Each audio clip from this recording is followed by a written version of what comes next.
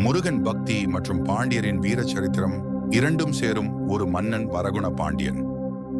இவர் கிபி 880 ஆண்டில் நடந்த திருப்புரம்பியம் போரில் அபராஜித பல்லவன் மற்றும் ஆதித்த சோழன் ஆகிய இரு மன்னர்களுடன் மோதியவர்.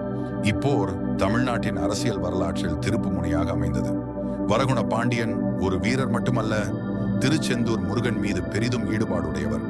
இவர் திருச்செந்தூரில் உள்ள முருகப்பெருமானுக்கு ஆண்டு முழுவதும் நாள் வழிபாடு நடத்த 1400 பொற்காசுகளை நிபந்தமாக அளித்தார். இதற்கு 12 ஊர்களின் பங்களிப்பை ஏற்படுத்தி ஆண்டுதோறும் 2800 கலம் நெல் கோயிலுக்கு வழங்க ஏற்பாடு செய்தார். இந்த பக்தி சேவை வரகுண பாண்டியனின் 13ஆம் ஆண்டு ஆட்சியில் அக்கோயிலுள்ள ஒரு கல்வெட்டில் பதியப்பட்டது. இது இன்று வரலாற்றை வெளிச்சம் போட்டு காட்டுகிறது. வரலாற்று வீரமும் பக்தியும் ஒட்டிய இந்த கதை போல் மேலும் பல கல்வெட்டு கதைகள் அறிய கல்வெட்டு கதையை தற்போது சப்ஸ்கிரைப் செய்யுங்கள்.